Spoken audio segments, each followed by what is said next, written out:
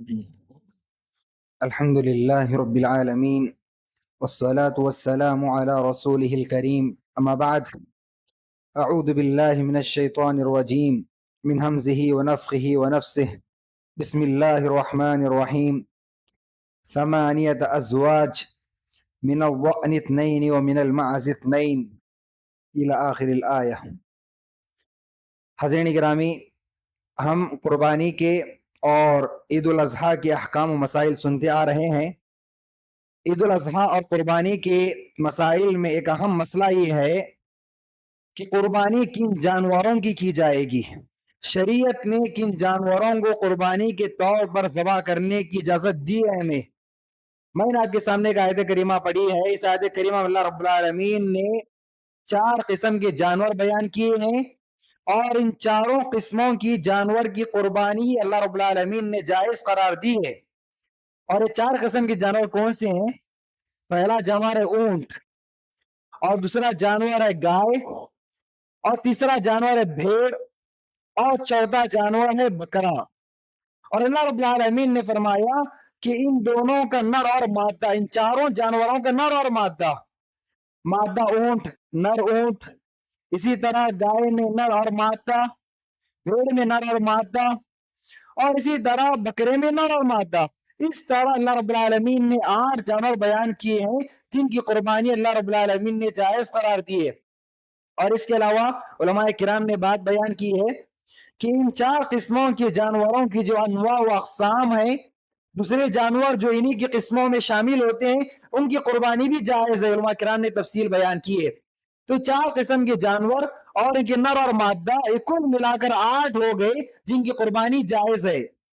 اور حاضرین گرامی، یہ 4 قسم کے جانور ہیں، ان کی اللہ پیارے نبی صلی اللہ علیہ وسلم نے فرمایا کہ مسنہ ہونا ضروری ہے. ان کی عمر پیارے نبی نے بیان کی کہ مسنہ ہونا ضروری ہے.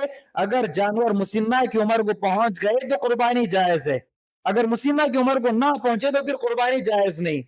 مسنہ کی عمر کیا ہے؟ علماء کرام نے تفسیر بیان کی ہے. خلاصہ یہ ہے کہ گائے میں اونٹ میں کم سے کم 5 سال، اونٹ میں کم سے کم 5 سال، اور گائے میں کم سے کم 2 سال، اور بھیڑ بکری میں کم سے کم 1 سال. اس سے کم عمر میں اگر جانور ہو تو پھر اس کی قربانی جائز نہیں ہوگی. 5 سال سے کم کی اونٹ، اس کی عمر، اس کی قربانی جائز نہ ہوگی. گائے میں 2 سال سے کم عمر کی گائے، اس کی قربانی جائز نہ ہوگی. بھیڑ بکرے میں 1 سال سے کم، ان کی قربانی جائز نہ ہوگی. اور حاضرین گرامی، ایک گائے، ایک اونٹ، ایک بکرا، ایک بھیڑ ایک فیملی کی جانب سے کافی ہو جائے گا. ایک فیملی کی جانب سے ایک جانور کافی ہو جائے گا. اور اگر کسی کے پاس طاقت نہیں ایک جانور ذبح کرنے کے لیے، پھر وہ حصوں میں شامل ہو سکتا ہے. گائے کے حصے میں، اونٹ کے حصے میں شامل ہو سکتا ہے. ایک حصہ فیملی کی جانب سے کافی ہو جائے گا. اور گائے میں زیادہ سے زیادہ 7 حصے ہو سکتے، اس سے زیادہ نہیں. اس سے کم 6، 5، 3، 2 انسان اپنی سہولت کے حساب سے کتنے حصے بھی کر لے سکتا ہے. اور اگر ایک گائے میں 7 حصے ہو رہے ہیں تو مطلب یہ ہے کہ وہ 7 حصے 7 فیملی کی جانب سے کافی ہو جائیں گے. 7 حصے 7 فیملی کی جانب سے کافی ہو جائیں گے. اور فیملی سے کیا مراد ہے؟ جب ہم فیملی کہتے ہیں تو کیا مراد ہے؟